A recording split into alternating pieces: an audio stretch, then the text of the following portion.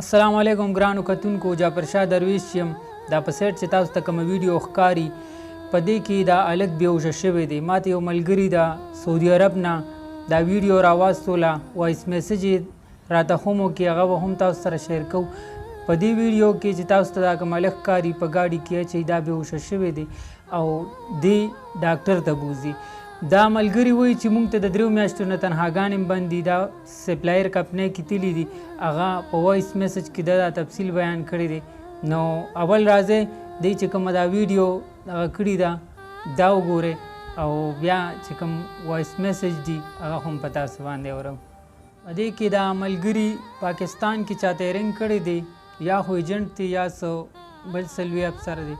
هغه ته وایي چې یاره 2 میاشتې وشوې 3 میاشتې وشوې موږ ته تنهاګانې هم نه راکوي او موږ پسې بجلي هم بنده کړې ده او ډېر مشکلات دي راته په کمره ناست یو او خپل جیب نه خرچه کوو نو موږ ته دلته ډېر مشکلات دي هغه خپلې مسلې ورته بیانوي खाना नहीं मिलता कुछ भी नहीं मिलता तो खाना में मरते नहीं चाहिए सारे बंदे ने ये बंदे ने 2 महीने हो गए ने असी से खाना चलो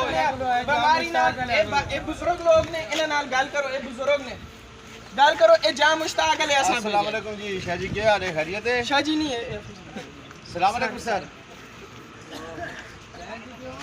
सर जी ये 2 महीने तो असां इना एजेंटा जड़ा जलीलो खवार कीता है और इत्थे आए हैं जिस बंदे को असी सानू 2 महीने हो गए तनख्वाह नहीं दे रहे सानू 2 महीने हो गए सानू रोटियां पैक कर ओ दे रहे जेड़े खोते खाने वो सानू दे रहे ने ठीक है 2 महीने तो सानू इन्हें जलील कीता है काम सानू एक समझ के स्मगलिंग वाला काम तो छोड़या होया है ना कि सानू आगे बेचा है ना सानू जेड़ा काम इन्हें दस्या वो काम ही कोई नहीं है 4-4 लाख रुपया भी चाहिए दाने साढ़े 5-5 लाख रुपया 4-4 लाख रुपया सिक्कर दा दे के आया साढ़े बच्चे उसे पे मर देंगे और इधर क्या वाले बिजली भी बंद करते हैं एसी भी बंद करते हैं हर चीज बंद कर रहे हैं हम कहां ملګرو اوس هغه ملګري چې کوم وایس میسج یې کړي دي هغه تاسو په خپله واورئ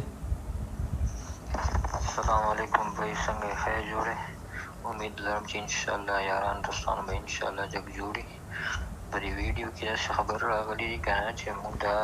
کسان دلته راغلي سپلای صحیح ده او موږ نه 4-4 او 5-5 لک روپۍ اخیستې شوي دي پوه شو نو پریشانۍ کې وو چې څه کسان نه جدید او بوتلي جدي کې پریشانه پراته دي او څه کسان موږ دلته یو پوه شو موږ هم پریشان یو زموږ تقریبا 300 کسان دي پوه شوې نو دا خبره پکې داسې شوې ده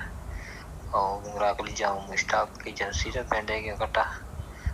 او هغه سره دا ټولې ویزې هغه سره وي او دا یې تقسیم کړي دي څه نوخار څه ثوابۍ څه ته یو ځای څه ته بل ځای ایجنټانو ورنه اخیستې دي وایي دا خبره ټولو ایجنټانو ته ورسي څوک خلک بیمار شي چا ته څه تکلیف وي هغې دپاره موږ چانده راغونډو نو موږ په هغې حاله باندې پوه شو دا ویډیو موږ کړې وه نو موږ وی چې تاسو ته تر ورسو او تاسو یې څه پروګرام وکړئ صحیح ده خور ملګرو تاسو واورئ د دې مسافر ورور فریاد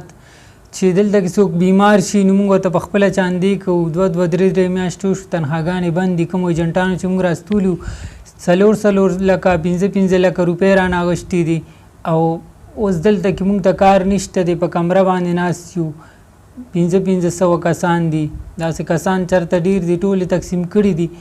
نو هغه تاسو په وایس میسج کې خپله واورېدل د مسافرو ته چې کوم مشکلات دي ایجنټانو ورسره کومې دوکې کړي دي کوم شنه باغونه یې ورته ښولي دي او هلته کې لوبه بدله ده هلته کې هغوی ته ډېر مشکلات دي بجلي ورپسې بند ده